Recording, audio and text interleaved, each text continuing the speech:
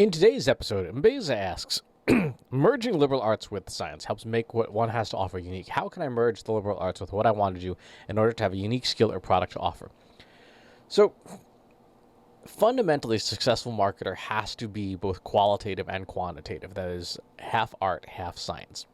There really is no way to be successful going forward that in something that's too narrowly specialized, unless you are literally, one of the top 1% in that specialization. And the reason for that is that artificial intelligence continues to make such substantial strides that within the span of our lifetimes, many individual tasks will be turned over to machines to do. Now, that doesn't necessarily mean that we are going away, per se, but it means that we will need far fewer of us in order to get work done. I've often said it would be like being a conductor of the orchestra rather than being the first violin. Challenge is, of course, you only need one conductor in the orchestra, whereas you have lots and lots of musicians. But if all the musicians are performing narrow specializations, like violin or clarinet or whatever, then you don't really need people for those other roles.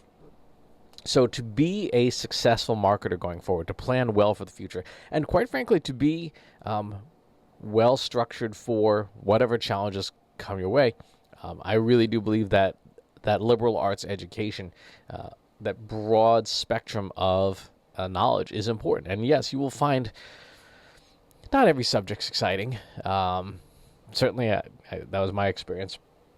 But you have to be half art, half science, creative and quantitative, rigorous, but also able to vary outside the rules when you need to. And the first step to making that determination is to figure out what you're weak at. Where are your vulnerabilities? Think about what marketing and business to a greater or lesser degree fundamentally is. It's about communication, right? It's about communication and people, which means that we need to understand people and we need to understand communication. So that means subjects like anthropology and ethnography, being able to understand how people interact with each other, and sort of the history of their ability to do that. That means understanding psychology and sociology. Again, individual behaviors, group behaviors.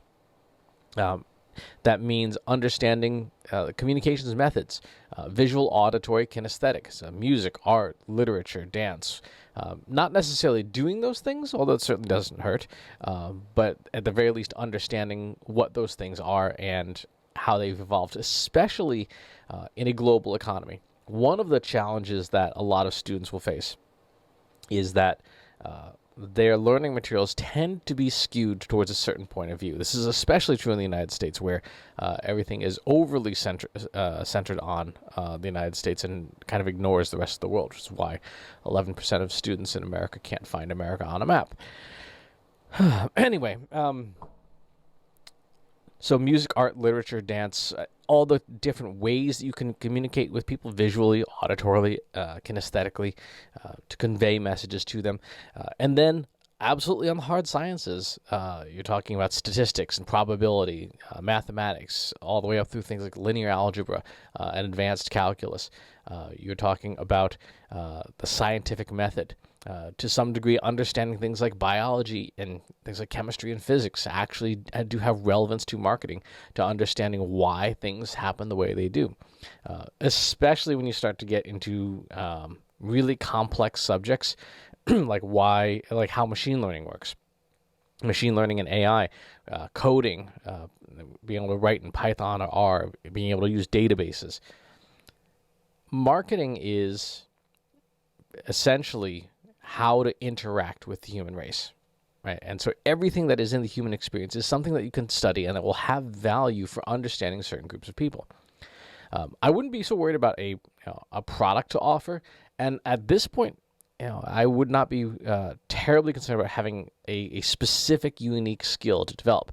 What you want to be able to do is have a broad base of knowledge to draw from that you can bring to a variety of situations that will really help inform problems that you're asked to help solve, and be extremely versatile.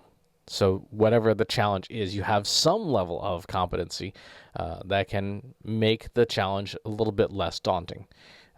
That's why things like technical skills, being able to write code, but being able to interact with something like music together are much more difficult for machines to copy. AI is very bad at broad knowledge. AI is very good at narrow domains. If you can have that broad knowledge that lets you develop multidisciplinary domain expertise, it's very hard for a machine to copy. It's very hard for a machine to create, because most people are not that way. And because we train machines on past existing data, if you can create things that are net new, that are not part of the machine's previous corpus of learning, or not in a substantial enough way, you can add value that the machines simply cannot. So that's a lot to tackle. Again, figuring out where you're weakest as a learned person is the first step. What are all the things that you could study? What are the things that are likely to be important?